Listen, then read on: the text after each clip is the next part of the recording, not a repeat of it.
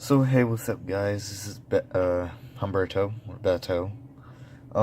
We're here for a Yu-Gi-Oh deck profile here. So this is my current deck at the moment that I'm playing. I play this at the ARG in Tucson. Mekk-Knights. I did alright. I didn't really do that well, but you know what? Let's get into the build. So let's move these over. Grab our deck. So first, what you want to play? 3 purple,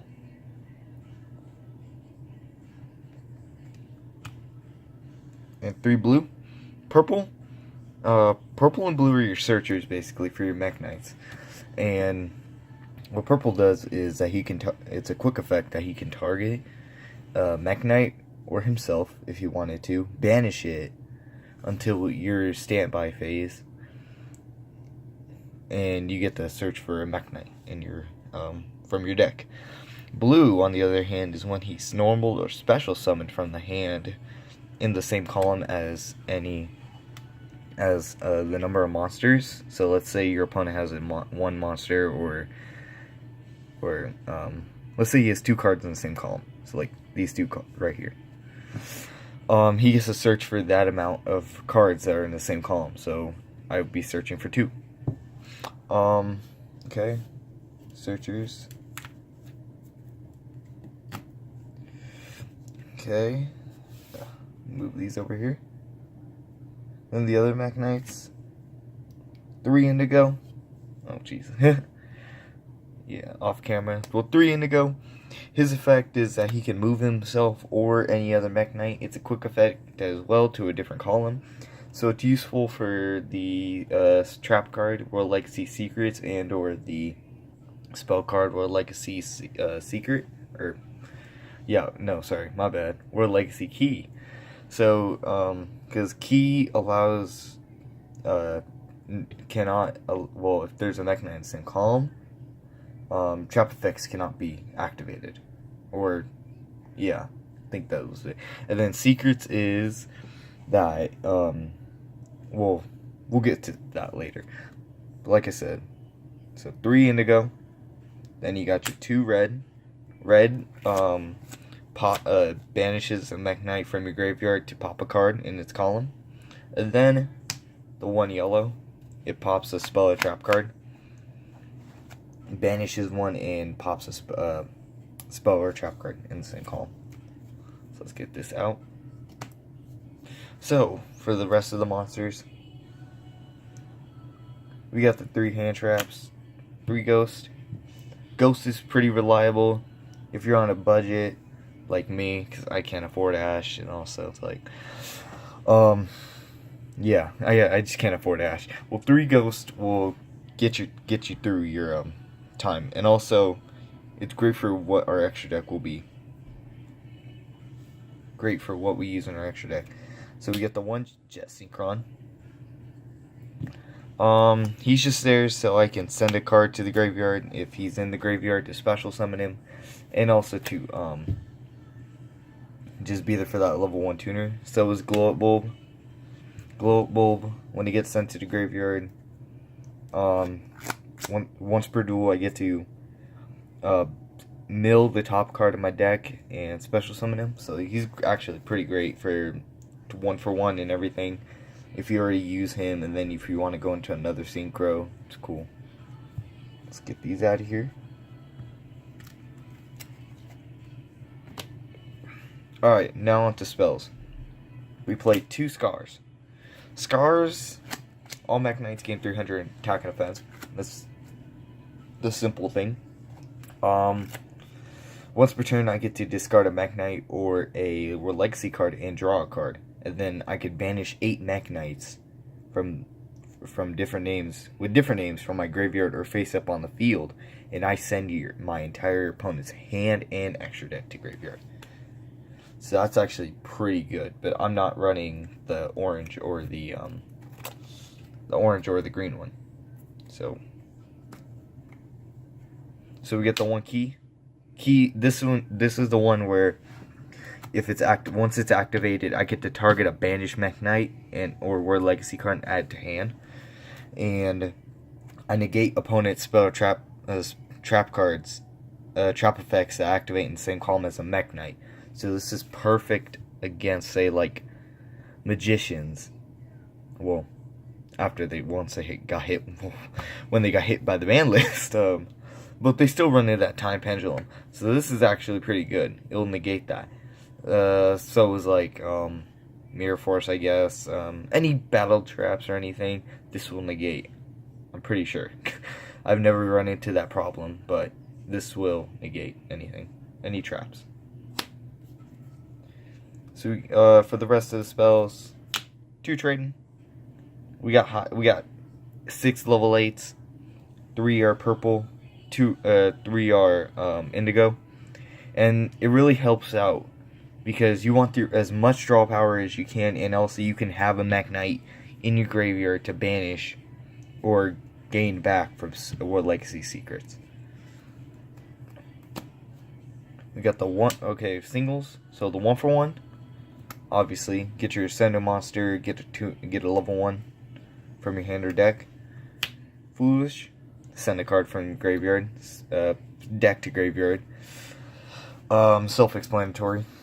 Upstart, you want your draw power. Raigeki, staple. I barely got one now,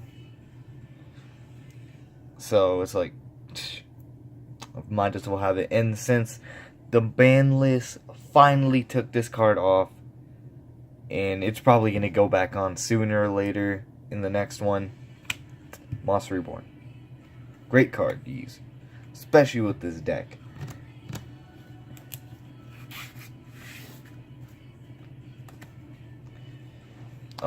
For the next one, for traps now, 3 secrets.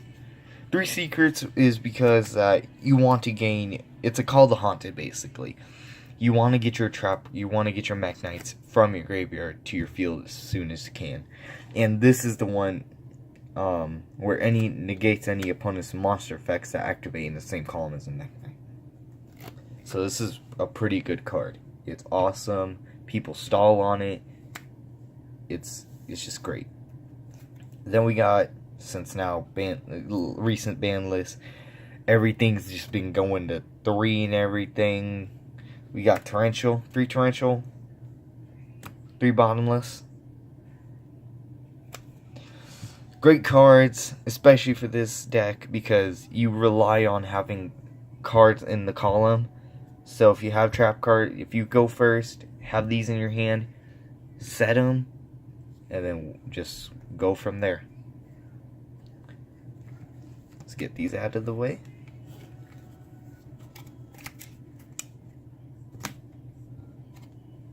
Next up, we just got the Solemn Brigade. 3 strike, 1 warning. And I'm thinking about putting the Judgment in here, but I kind of rely on my life points.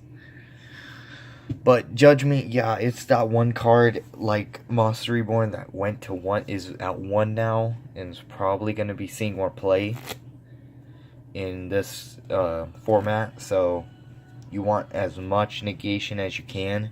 So Judgment, I'll probably throw it in here. Who knows? Alright, that's with all the monsters. Now let's go to the extra deck. So first, I have extra deck, and since this is the main boss monster, it's a Link monster. We got different types, also Synchro and Xyz, since we got the high level monsters. So for one, Coral Dragon. Coral Dragon is pretty good. Pitch a card to target a card and send it to graveyard. And also, when this leaves the field, you get to draw a card. Well, when it gets sent from field to graveyard, draw a card. Thought Ruler. Thought Ruler is pretty good. Since all my monsters are psychic types, these actually works well. And I gain life points. So when this card destroys a monster by battle and sends it to the graveyard, I gain the life points of that monster, equal to that monster's original attack. And I get to pay 1,000 life points to negate an activation of a spell or trap card that targets a psychic type monster and destroy it. So this card is worthwhile in this deck. What else?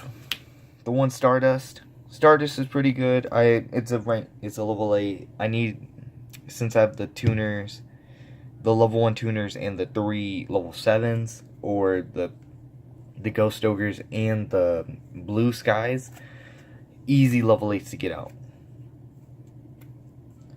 And also Stardust is reliable because I get to tribute that card to negate any spell or trap or monster effect that targets a card on the field. That destroys a card on the field. Let's move these aside. Okay, we run into 2 Omega. Omega's pretty good. He's a Psychic type. Everybody knows what he does. Once per turn, during a main phase, it's a quick effect. Banish him and a random card from your opponent's hand, face up. In the next standby phase, he comes back. And then once per turn during your opponent's standby phase, target a banished card and return it to hand. So I can return that return it to graveyard. Sorry. So I could target like any of my banished Mekk-Knights or anything, and just return them to my deck or graveyard. Scrap Dragon. I need a little more level 8s, and he is pretty good. I've seen him played in other decks, and he is pretty reliable. Once per turn during I could target carding a troll and an opponent's monster. Opponent controls one card your opponent controls, and destroy him. And when this card is destroyed by an opponent's card, either by battle or card effect, I get to send to the graveyard. Target a non-synchro trap scrap monster. Oh, well, I don't really use that for that effect, but you get the point. It's for destruction.